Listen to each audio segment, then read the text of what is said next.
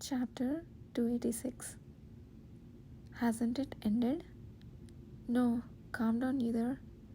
Kana strained to hold back Either, who was attempting to hastily move. How long was I unconscious? Where are we? We are at the Western Mage Union's base. The commander brought you here, and it hasn't been long since Priest Lusan finished your treatment. That meant the battle with Baphomet had ended just a few hours ago.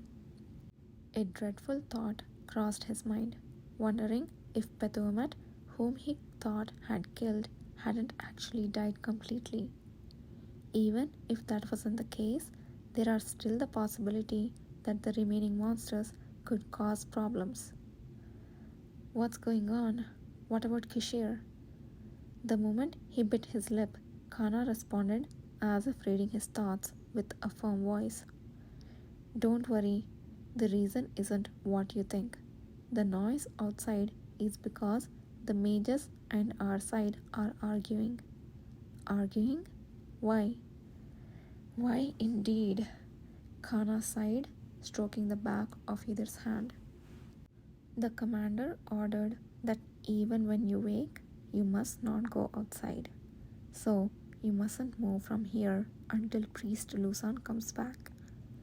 Either fell silent for a moment before turning his head toward where Kana was likely situated. Is he angry? Wouldn't it be odd if he wasn't? I am also angry, I might not look like it, but I'm really mad. Kana mumbled, her voice barely audible as she stared at Either's hand, her words hinting at concerns for what was to come.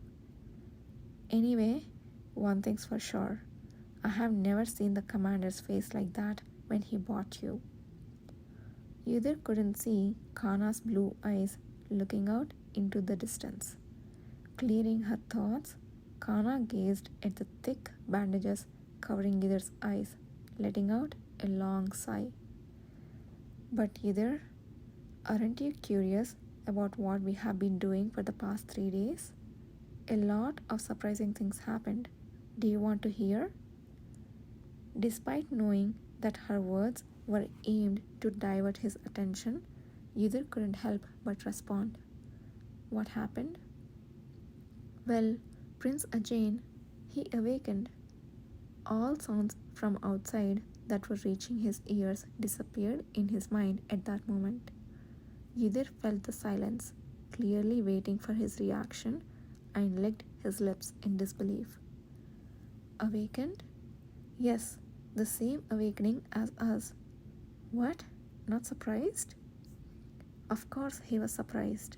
However, not because Ajane had awakened, but because of the timing of his awakening. Prince Ajane should have awakened later, not now. How he awakened in his past life was not publicly known, but it was widely known that the lackluster succession dispute ended abruptly with Ajane's awakening. So, even if the timing of his awakening differed from his previous life, he had expected it to occur after he returned to Nolan, not during his time with the cavalry. His mind spun quickly. No, I'm also surprised. How did it happen?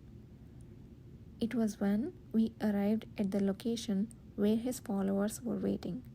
The number of people was far fewer than the prince originally stated, and it didn't feel right.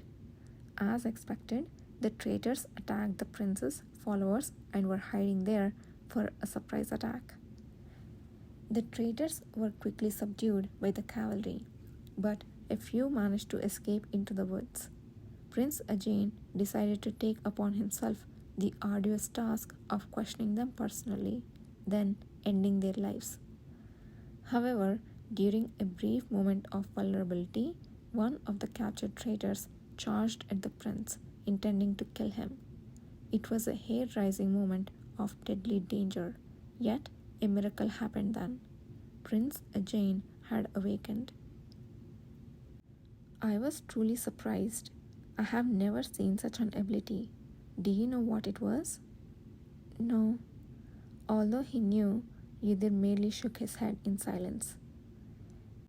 A bright light burst forth. When I opened my eyes after shielding them, the man who was charging to attack was dead, and there was something around the prince, radiating a mysterious aura. At first, I thought it was just a mass of light, but when I looked closer, it was stone. Listening to Kana's astonished voice, Yudhir gave a slight nod. As I thought. Yudhir felt a slight relief at the realization that Ajane's ability, which he was familiar with, had manifested in the same way in this life as well. In his previous life, Ajane was known as the Silver King, followed by the 6 stars. That title was bestowed upon him because of the 6 masses of light that would circle around him, protecting their master. Very few knew that the fact that inside the brilliantly radiant light was simply ordinary looking stones. Yudhir wouldn't have known this either if he hadn't met Ajane personally. Perhaps because he thought it wasn't very impressive, Ajane himself didn't widely publicize this fact either. Still, Ajane used these masses of light to exert a more powerful defensive power than anyone else. After his awakening, there was no one who could physically injure him. That was the very reason he was also known as the guardian of the barrier. Perhaps the Ajane of the previous life awakened due to similar reasons. It felt quite ironic that the only weapon the prince, who had been thrown into the life-threatening danger countless times, managed to acquire was a few ordinary stones. No matter how much this shone, in the end, they were just stones. Everyone was surprised. Even the prince himself was so startled he didn't know what to do. But we still had to catch the remaining traitors, so we went after them. It turned out there was no need for us to chase them. Some people had already taken care of them. Kana's voice fell low. As it turns out, they were awakeners staying at the Star of Nagran outpost in the Great Serene Forest. Yudhir jerked his head up. The mention of the Star of Nagran, which he had momentarily forgotten in his dazed state since woken up, brought back his memories. If you mention Star of Nagran, I think I have seen it too. Yeah, I have heard. The people you met were from Star of Nagran, and so were the ones we met. Thanks to them, we were able to return without being too late. What do you mean? Did we do more than just encounter Star of Nagran? Don't be surprised. We have been to the village where those people live. So, to be precise, we visited one of the outposts of Star of Nagran that I mentioned before. What? They had been to the outpost created by Star of Nagran? How did that happen? The more he heard, the more questions he had. When he tilted his head in confusion, Kana let out a pleased snort, as if she had gotten the reaction she wanted. I told you it would be surprising.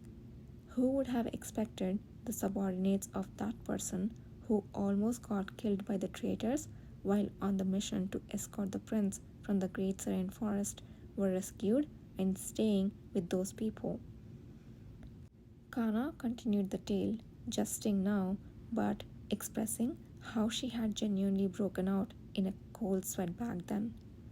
The cavalry members, in stunned silence as they surveyed the bodies scattered before them, the man who had just used his bare hands to impale and kill the last traitor now discarded the corpse and furrowed his brow at them. Despite being dressed like an ordinary huntsman, he couldn't hide his grotesquely hardened fingers, which seemed as solid as iron. Kana suspected that he was undoubtedly an awakener. What's this? More of them? Are you with those come too? On the contrary, we are chasing them. Oh, I see. Our folks said these guys are terribly bad news. I don't know who to believe. The man gestured dismissively towards his companions standing behind him. Every single one of them appeared to be severely injured and gazed warily at the cavalry members. Those injured don't seem to be awakeners. What kind of group are they? In the midst of her confusion, the tension spiked sharply. A moment later, Prince Ajane, who had appeared with a pale face, opened his eyes wide and his mouth hung agape. You are... Wait, the prince? The injured all exclaimed in unison. So, the person you have been waiting for has finally arrived? The awakener casually shrugged, cupping his ear as if straining to hear the response. They didn't head towards the pile of bodies in the lodge, but instead towards a village the man guided them to, where a few more of Ajane's surviving subordinates were still lingering. Well, normally they would fuss about it, but since the guests we worked hard to save were waiting for this person, and since you're all awakeners, I guess they'll let it slide this time. But everything you have seen here must remain a secret. Initially, they didn't believe it, but indeed there was a village where the man led them. The man guiding them revealed a knowing smile, as if understanding their shock at discovering a perfectly ordinary village hidden deep beneath the dense and gloomy Great Serene Forest. No one knows we live here. It was quite an effort to hide it with our abilities. Things are getting a little dicey as the number of people increase, but unless those distant mages get involved, a little exposure is not a big deal in my opinion. As long as the village isn't revealed, anyone we come across just assumes we are nomads and moves on. The man speculated that the cavalry members were followers of Ajane. Ajane, meeting his subordinates, whom he never thought would see again, blushed at the corners of his eyes a few times before their conversation.